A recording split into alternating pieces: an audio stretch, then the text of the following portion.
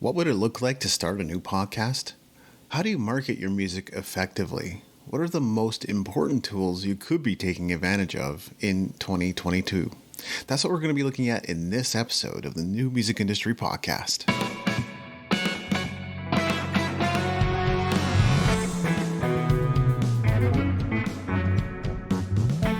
You're listening to the New Music Industry with David Andrew Wiebe.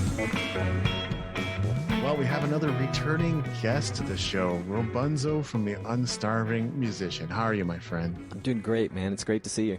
Really great to see you too. And last time you were on the show, episode 164 in November 2019. Hard to believe. We actually have to do these yearly, I think. That would be good. Yeah, boy, time flies, doesn't it?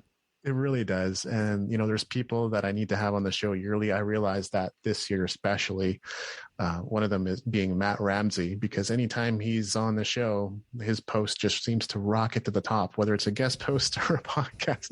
And he's a great friend and really, really enjoy connecting with him. But you're one of those people too. And, the really interesting part about it is there's a lot of synergy, and I hate that word actually. I'm going to go with cross promotion opportunity. How about that? The thing is people that listen to my podcast listen to your show, and I would expect it's pretty much the same, that people that listen to your show listen to my show. So it really just makes sense that we're in conversation more frequently. I like that. It's a deal. Yeah. And, the theme of the show is a little bit about growth. And really, there's a few different things that you've been up to. And it sounds really compelling. And one of them that especially sounds like, how are you doing that? Is you're working on a podcast startup program. So what motivated you to set that up? Well, when we were talking a little earlier, pre-record, we were talking about podcast editing. And I was saying, much to my detriment, I've actually come to really love the editing part. It's always been one of the many things I like about it. I really love the art of the interview. I know that doesn't mean something to everyone because some podcasts don't do interviews, but I know from publishing well over 200 episodes between the podcasts that I've done and having done a few things like this as well, that it ain't easy. And I talked to about 50 podcasters and to ask them what if anything slowed them down in getting started. And it's kind of as I suspected. There's a fear component, and tech is a big deal. And then procrastination was the other frequently used word, but often procrastination goes hand in hand with fear. And you and I probably both know about those, maybe if not specifically from our own podcasts in the beginning, maybe from something else we've done. And I think that there are two things, right? Anyone who can learn from another podcaster who has a podcast that they've sustained for over 200 episodes, gets bombarded with, quality guest requests and, puts out any quality audio and interviews at all, there's someone that can share, some things about getting started. And, the other thing is I just remember it's hard. It's hard to get going. And, frankly, we were talking offline a little bit about creating opportunities for our own ecosystems and helping others in the process. And I think this just seems like a natural fit. I really enjoy podcasting a lot, so why not? I resonate with that a lot. And the interesting part is I sort of made a move into that space, not like I jumped with both feet in or anything like that. I started writing this guide, right? I was like the David Andrew Wiebe Guide to Podcasting, because, people like Pat Flynn and everybody else seem to have these really definitive free guides on it. So I was just kind of copying without knowing the strategy behind it. And it turns out with people like Neil Patel, there was no strategy. He was just there to disrupt. Let me put my book online for free. Here's 30,000 words. Good luck. And when you learn that as a marketer, you're like, oh shoot, maybe I did this wrong. But it is really good for traffic and SEO. But I guess the point is I could have gone into this space. It's a really interesting one. And I've had requests to do various podcast related services for people. And I've had the pleasure of earning a little bit of cash that way too. So, what are some of the ways that you're looking to serve the needs of new podcasters? Well, just get them past those obvious things that most of us or many of us have experienced, the things that I mentioned, fear and the tech and the procrastination, and also being very reminded and open to the fact that there's not just one way to do it. My way has worked really well for me, but I see a lot of other successful podcasts, and some of them uber successful, and many of us have different methodologies for doing it. I think there's a little bit of what works for us and also what makes sense for sustainability and growth. So, those are some of the things I'd like to do to support. I'd also like to provide an ongoing support facet to it that's live. So I'd like to build out a library of both live and recorded chapters, if you will, and then have an ongoing group that students can have lifetime where we can get together. They have access to me. They have access to a hive mind, if you will, to work through any challenges, the doubts, those kind of things, and just be there to support each other and have that actually be part of the recorded content as well. I've been involved in things like that, and in fact, am involved in something like that right now for a different type of curriculum, and I really, really like it. And I've also been involved, you mentioned Pat Flynn, I've done one of his podcast tracks as well. Had some great things about it, but I really think that this model where I can do like a live periodic Q&A or hive mind thing with students is the way that I can offer the most. There's going to be people that want to start a podcast, and then there's going to be people that want to start a podcast. So there's going to be people who want to make an income from what they're doing. And, I'm just curious. You may or may not, but I'm just curious to know if you have some income making wizardry, some pointers, some things you plan to show people in that regard. Well, the first thing, this reminds me, another great idea I got from a program that I'm involved in, not podcast related, but is just to try to bring in students with whom I know I can work well with and whose expectations will be in line for success within the program. And for me, honestly, getting into podcasting to make money is not the best reason. Now, that said, if I, have some celebrity friend who has a built-in audience that wants my help, I'm all there for them, and I probably have things to learn from them, and I could offer them some pointers. But I think it's a terrible reason to get into podcasting. I think podcasting for most of us, especially independent artists, musicians, artists of any kind, who are sharing their work, sharing their ideas, promoting what they do, promoting what others do. It's a great vehicle, isn't it, to do that? Yeah, I would definitely chime in and say I have not found it to be a super highway mass transit of dump trucks full of money. It's not that. You can share your offers with people, but I think the number one thing that you're going to get is like a network and connections and relationships and people that you can share stuff with, and they can share stuff with you, and you can create that ongoingly. When you have something new to share, you're not just announcing it on your blog. You're now announcing it to a group of people who've expressed interest in what you're up to and are curious to know when you've come out with something new. And I'll be honest and say I haven't always been great at following up with everyone in that regard. I try to maintain a list of I call them allies. I try to maintain a list of allies who expressed interest that way.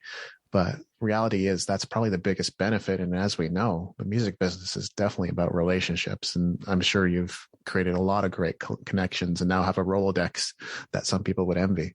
Totally. And I love the idea that you're, you have this list that you are endeavoring to be very intentional with, these allies. Because, I was slow. I have to admit, I was slow with so I'm really funny with my email list. I feel like a lot of people are pretty quick to stick us on their email list if they've had any kind of relationship with us at all, no matter how thin. And I really don't like that because I want people who are genuinely interested. And so consequently, I was slow to ask my guests to be part of a special list to stay in touch with them because I value their opinions on, music and podcasting and business and all this stuff, and share things with them occasionally that I think they'll benefit from. And the funny thing is, you guys that come on to my show, I often walk around thinking, well, they've got it all figured out. But I know that's not true when I really take a step back and I talk to you again and again and again. You have a lot of things figured out. I've got a few things figured out, but together, we can do a lot more. Yeah, I can also tell you from experience that adding people haphazardly to your email list just doesn't work. We actually, with Music Entrepreneur HQ, had to segment out an audience, which they often talk about in marketing and business anyway. You're supposed to have segments in your email list. And so that is kind of best practice. But there was one really distinctly different interest from all of the others. And that was when I wrote a book review about Dr. Joseph Murphy's The Power of Your Subconscious Mind. And it was just so clearly a different audience coming to our site to check that out. And it was our biggest blog post too. And it was like, well, my gosh, what do I do about this? And I couldn't find coaching on it. And I couldn't find anything helpful or resource in terms of what do you do when success happens sort of unexpectedly in weird places. And I think finally someone just said at a marketing networking event or something like that, somebody just said, well, that's where the opportunity is. And I was like, okay, so what would it look like to lean into it? And again, it took a little while to formulate, but one thing we did was eventually just put those people who are subscribing or coming to get the lead magnet to get onto a different list than our main list. And then more recently, it's like, okay, we're sharing book reviews with them. We're sharing articles with them about the subconscious mind and other book recommendations they might be interested in checking out for themselves. And so we have like almost a small niche side business in the realm of the subconscious mind that's running alongside what we do in the music business. And so really, really fascinating case study. That's great. Yeah, this is something I've kind of struggled with as well, and it's in the back of my mind weekly, the whole segmentation thing, and I've yet to sit down and really plan that out. I've kind of done some of the pre-work, like I'm tagging people. They're ready to be tagged, so I kind of know, I have some idea of the interest of the audience. Not entirely, though, so I'll have to survey again and sort of go through and identify the ones that I know some things about. But yeah, it's a good move you're making. Oh, thank you. It's a technical and sometimes frustrating thing. I totally get that, figuring out your email list. And, one thing I'm sure everyone would be curious to know, is it a little late to jump in the podcast game or not? I love talking about this. It's funny. I always feel like a late adopter. And in reality, when did I start podcasting? Like around 2016, sorry. And,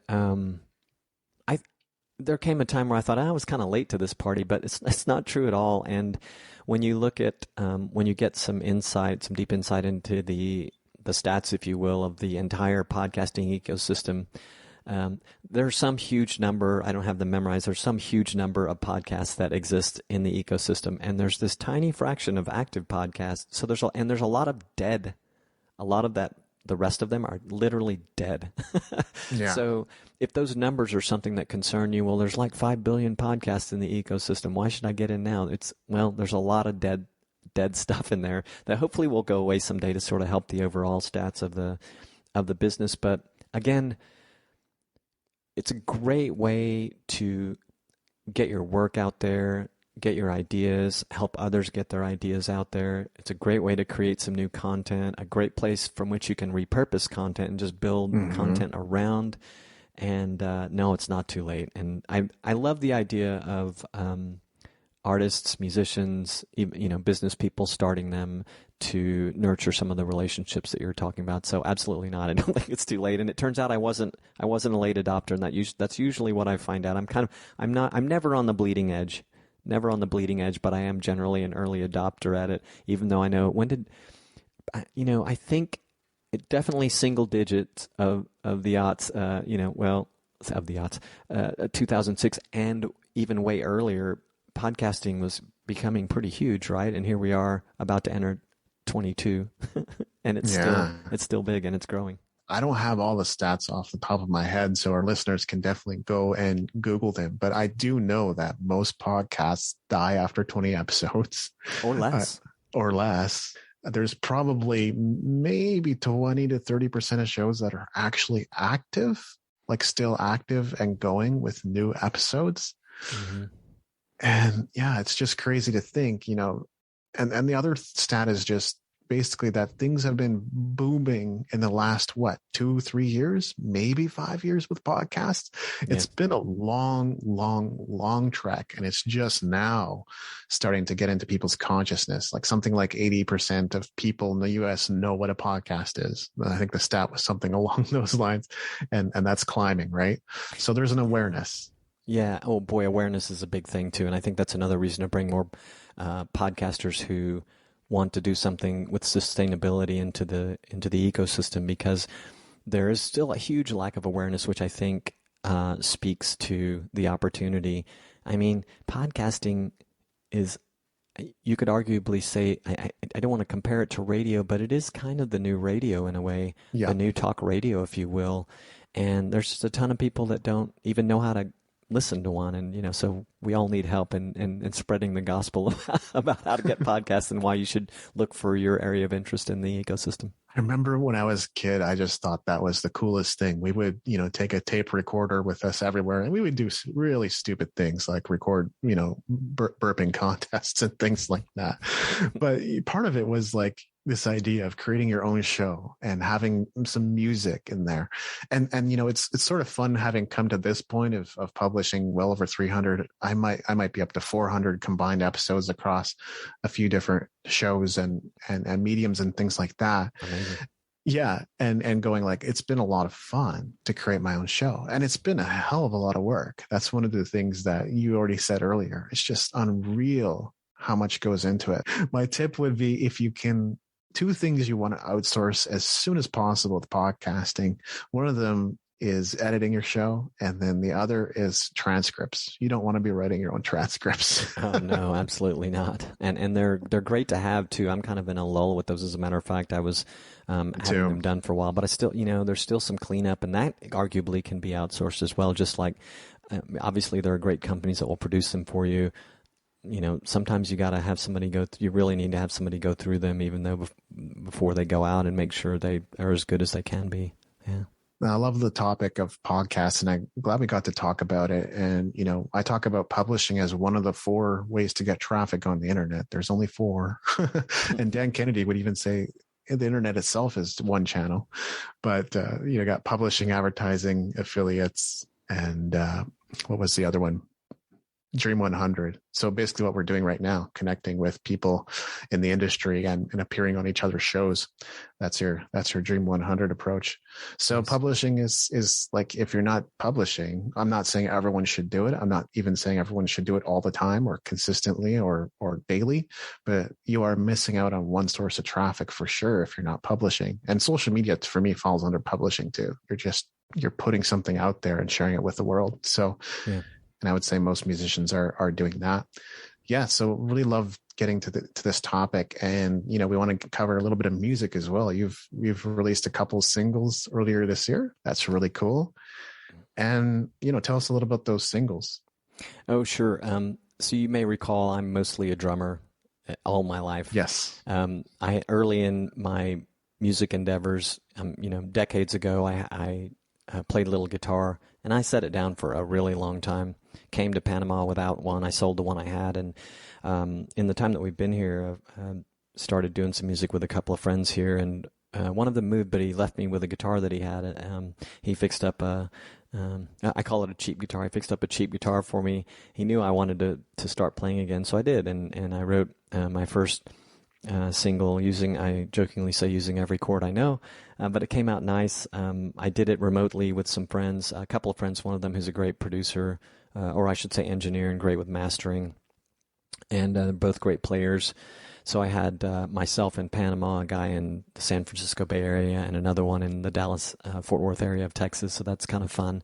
Did that, and then, and actually I started that whole process started, including, amassing a little bit of gear for recording an acoustic drum set at home.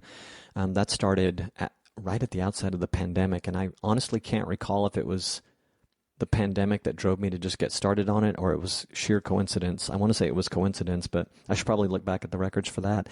And then, but before the this year had come around, I had started working on another one, but this time I used a collaborator who had written this great keyboard part that reminded me of prog rock, and I actually found him on one of these online collaboration platforms. This one is called Compose with a K and a Z, and they've got an ecosystem of musicians who everyone in this particular system has a DAW at home, so they can upload recordings and like ask for people to contribute things. And so that relationship started that way. We ended up so I ended up writing the lyrics for that, doing the drums, of course, and tweaking the arrangement of the song. Had the same other two guys who played on my first single on it play on it, and the sound was lovely. So now I sit in. They're both kind of rock pop, and I call the latter one my ode to prog rock. But now I'm sitting in a place where, well, the year's almost over. My audience is getting bored. I need to I need to write something new. So that's where I'm at today. But Nice. but the whole thing was such a learning experience. I mean, the fun part was learning the recording, I think, and then, when you get your finished product, and then it's like writing a book, then the work starts when you finish the song, right? And you're trying to figure out. And arguably, music is more complicated, at least in my memory, than publishing a book, getting your music just distributed. And then, as you know, there are these, arguably, there are more distribution channels. Maybe that's not fair, but it seems like there are more distribution and marketing channels for music than there are for books. That may not be a fair statement, but it's a lot of stuff, right? So that was a real eye-opener. I didn't, of course, think I was going to conquer every aspect of that. So that'll be like when I do the next ones. It's something I think I've been thinking about a lot, on top of the fact that, all right, I got to come up with a new song, guitar player of what feels like about 2.5 years, come up with a new song. But that's definitely been in the back of my mind. And, thank God for the podcast. Or should I say, thank God's for the podcast. Because I've gotten so many sort of great tips and things to follow, new rabbit holes to go down when it comes to the next one, in talking to people. And then the program that I'm involved in now has really been helping me loads with building my own fan base and working towards income. So that's definitely going to be a head start on the next one that I record. I guess this is a bit of a side conversation, but you did bring up the pandemic. So I'm wondering what your experience of that has been like? Has it like boosted your productivity? Has things stayed about the same, or have you had some challenges and difficulties navigating that? What has sort of been the silver lining of it all? I don't want to be political or ruffle anybody's feathers, but I think the silver lining of it all is what happened technologically with vaccines. Over the course of this pandemic. It was truly remarkable if you look into that, or if you haven't, it's pretty amazing. But for me personally, I had a lot of struggles that I'm still reflecting on. And I think the problem for me was a lot of the pandemic tapped into my innate antisocial side. And that's not good for any of us, right? I fortunately, as far as the creative work that I do, most of it's been home-based anyway. Like a lot of people, and as far as gigs went, a lot of people would just maybe hate me for saying this, but for me it was an opportunity to step out of them for a while. And I just needed that personally. And it gave me an excuse. Yes, it did give me an excuse to learn to record an acoustic drum set at home and to work with an engineer and other musicians. And, I suppose at least one of those other guys was kind of figuring it out too. So that was a treat. But yeah, I think as a podcaster who talks to a lot of independent musicians, there was a lot of heartbreaking stories, the gigs lost. I mean, a lot of us, as you know, really thrive, maybe not just as part of our income, but just as part of who we are, being able to play the shows that we play. And so I suppose, I love performing. I've always said that, but I suppose I was luckily at a place in time where I didn't mind the break. I'm kind of ready to get back, so I think things are working out. But I think the other thing I will say is my wife and I are really lucky to live in a beach community, somewhat rural, not exactly, but it's a little open space. And that was conducive to a community that by and large has stayed healthy. And, I know there were a lot of people all over the world who weren't even permitted to move about in front of their homes very much during certain times of the pandemic. And that didn't really happen to us. Although we did have a period of time where there were no alcohol sales because of the pandemic, and we were actually allowed to go out and do our shopping on alternate days by gender, which was weird, but oddly enough, that wasn't, in retrospect, it wasn't that big a deal. What's been happening in North America is sort of on the sane side, even though at times it has certainly appeared completely insane. And what's happening in Australia right now, if you look into it, there's something going completely haywire there. And I'm not saying that applies to all the world. Obviously, there's a reason why it's happening there and in this moment, but it's just crazy what's been unfolding. And I'll say too, like for me, it's been a roller coaster ride. It hasn't been like predominantly good, and it hasn't been predominantly bad. I've been able to get a lot of things done, be productive, and like you say, maybe not antisocial, but yeah, it's forced me inside a lot more than potentially I would even want to be. The downside was just burning out in September of last year. So yeah, just taking things a little bit too far with my daily efforts. And, I guess sometimes when you're listening to certain marketers and how they go about their days, you're like, how do you get it all done? And then you go and try to pull these 16-hour days, and you're like, well, if I didn't have a freelancing career and a business to run and everything else going on in my life, I might be able to do all that. But yeah, if you're a one-man show, or mostly a one-man show, and you already have your other commitments, I just don't. Yeah, I wouldn't recommend anyone going that route. It's sustainability and consistency for sure. Well, I'm glad you made it through, survived the burnout, and that's certainly a thing for us from time to time. And we just have to remind ourselves that everyone puts on their best shiny side when we talk about the work that we're doing. And if we are massively productive, as we claim to be, on top of optimizing our lives, maybe we're doing it at the expense of our health, right? So. Definitely something to look out for and to examine. And I know that was a theme when we talked a couple of years ago too, but yeah, definitely. What was your approach to writing lyrics? Was that something kind of new to you as a drummer? No, well, writing is not. So I'm a liberal arts English major and have spent a lot of time in marketing as well as technology.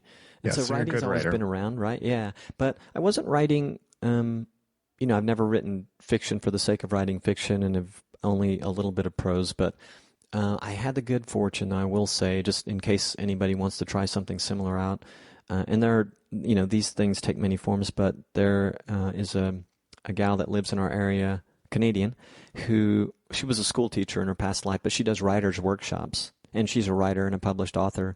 And she has this amazing outdoor space that she calls Tranquilo Retreat. And prior to the pandemic, she actually had a thing on Airbnb where writers could come and just write there. And I would go to those, a really small group. She's got this cool system of, reading what we're doing and providing positive feedback. And so both of my songs actually, the lyrics for my songs began there. They were conceived at those workshops. Today, I would do those workshops any day of the week for writing a song. But today, having gone through it, I think I probably could. I'm sure I could do my next one even if I was here in the silo. But a workshop of any kind, be it songwriting or for fiction writing, is great for getting those sort of creative ideas out there. And what's the most important marketing lessons you've learned with your singles? I guess two things. I was really reminded that audience and relationships are everything, and it is it's a process, as you said to me today. As a matter of fact, it's a process. It happens over time, and there are great frameworks out there for us to build an audience online and extend that out into our real lives. And it's a process, man. And one thing I got a kick out of this week is, I think it's hard for a lot of us who maybe we've gotten some great press coverage.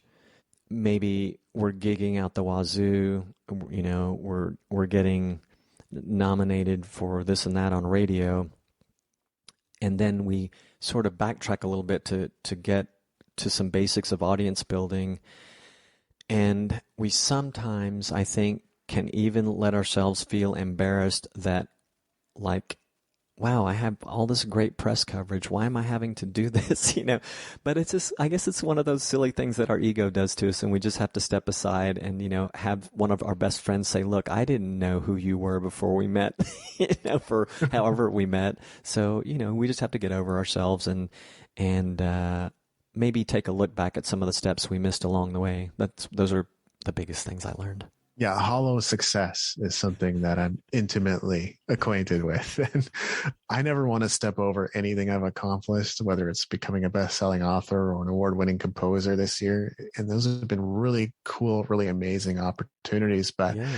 I think, the reality versus expectation of it is so different. And I can see a lot of these leading to long-term results. I absolutely, am I going to get called up to do more composing work? Of course I am, right? It's only natural. But has my phone been ringing off the hook? No, not even close, right? It's been mostly dead silence. And so it's just really easy to get it, even though you're not necessarily even looking at this situation objectively. It's really easy to get into that space of just another hollow success. I guess it's going to take something else for me to be a success in something that I'm dedicated my life to, and that's not a place to dwell for sure. Oh yeah, and we have to use those successes. We have to leverage them to keep on doing that thing we have to do to sell anything, get our music out there, get our voice out there, and that is marketing. And those those great achievements that you mentioned that you've received, those are fantastic tools for you to use. Obviously, this, but we have to remind ourselves sometimes these are just tools that I can use to bring awareness to the work that I've done and that I'm doing.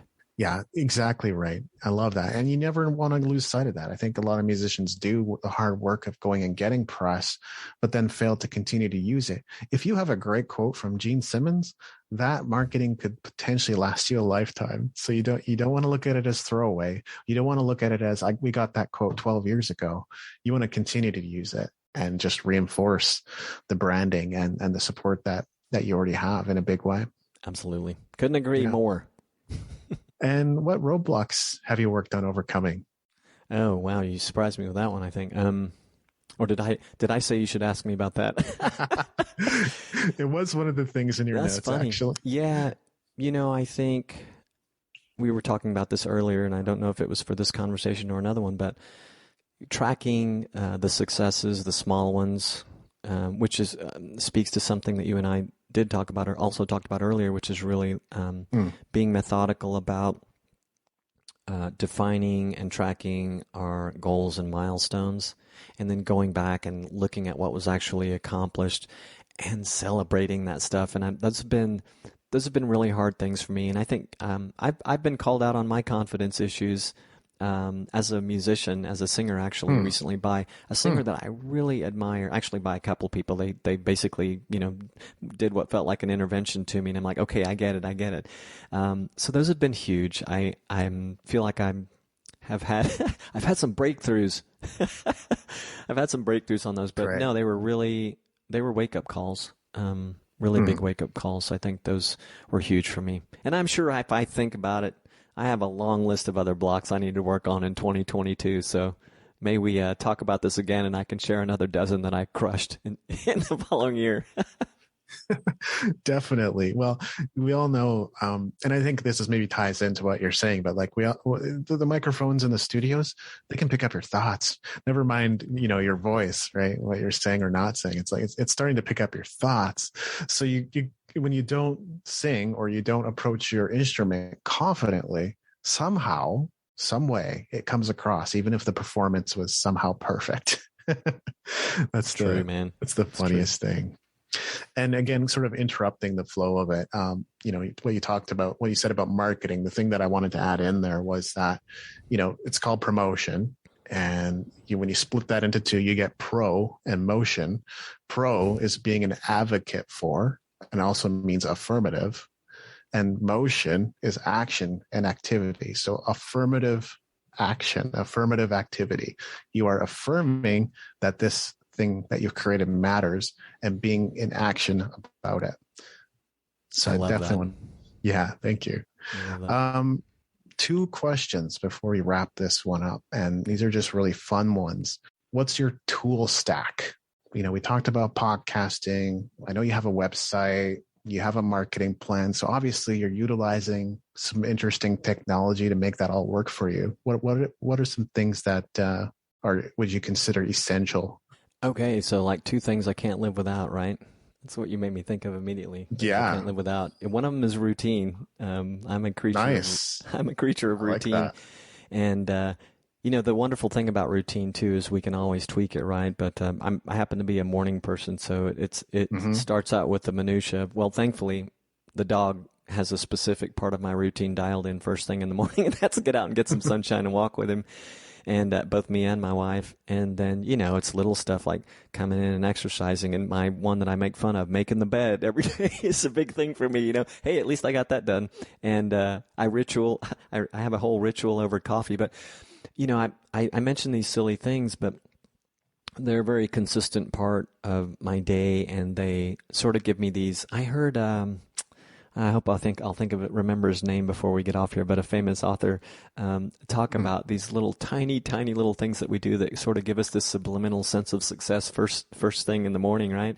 And then we can move into those other things that are very, very specifically related to the tasks at hand. And so I do try to keep all those things in a good sense of routine. I've been married to my calendar for a long time, so those are huge. But the other thing I can't live without is team. And talking to you today, earlier, I believe before this conversation, it's a word I heard a couple of times from you at least, team. And we were talking about the different forms that team can take. And I can't live without these people because they are soundboard. They, call me out on things, or they help me see things I can't see. They give me great ideas. They encourage me. They ask me why I'm not celebrating sometimes. That kind of stuff is huge. Oh, I love that. Yeah. Routine and team. I can't imagine better tools than that. The whiteboard comes close. It's pretty good, but I love the whiteboard. I don't even have one. Yeah. I don't currently, just because I never saw myself living here permanently. The idea was to travel the world, and then we know what happened. So I'm not prepared to travel the world, the world being what it is right now. So I'm staying put, but yeah. I think we should both get whiteboards in 22. I love it. Let's do it. The 2022 challenge. And then I wanted to wrap up with this. What are you most excited about right now? Whether it's a resource, a tool, or just what you've got going on in your career and what you're creating next? Yeah. Well, this last week I got a sizable donation to support the Unstarving musician, which was really exciting. Oh man, so good. Yeah, it came from some really nice folks too. And that was great. And that was a pleasant surprise. And when I think about it, though, it was there was a long relationship behind it. And that was great. That's a really good feeling. I like talking about it.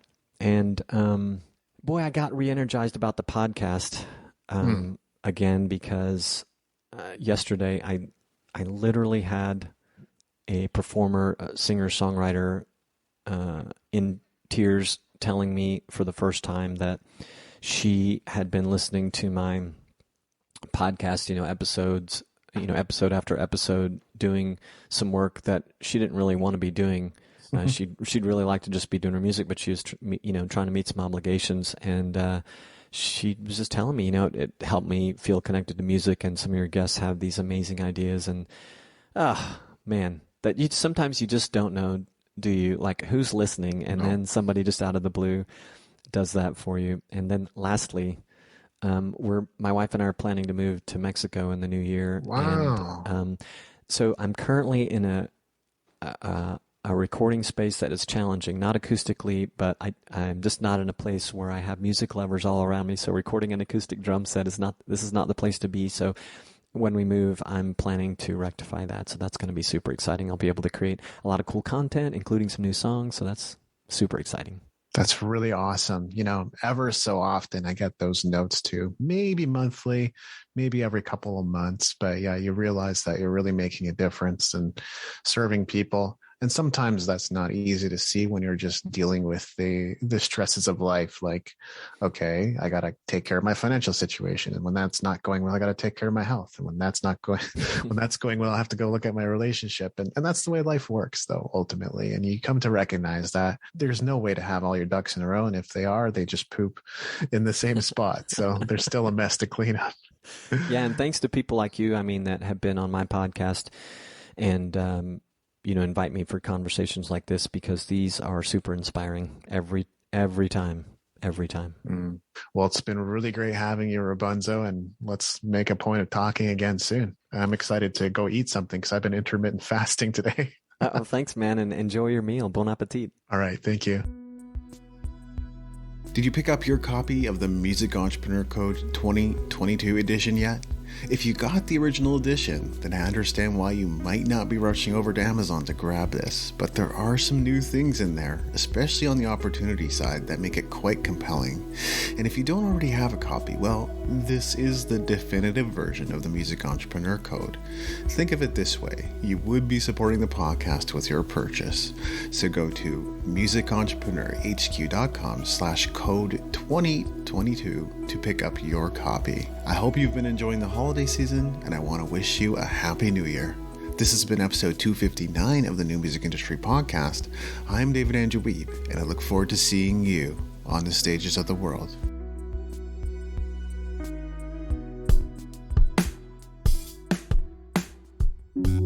Thank you for listening.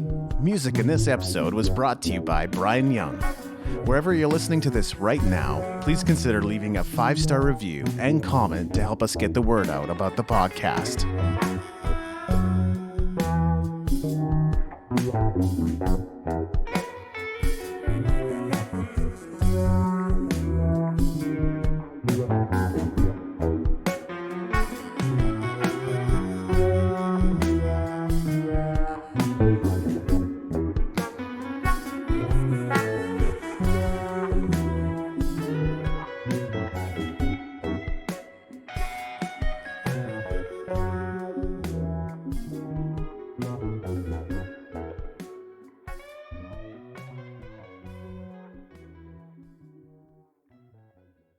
Hey, thanks for watching Music Entrepreneur. Just so you know, between now and November 19th, 2021, if you purchase any of our e-bundles, courses, or coaching programs on content marketing musician created specifically to help you get results in your music career, we're giving 50% of the proceeds to the education of underprivileged children in South America.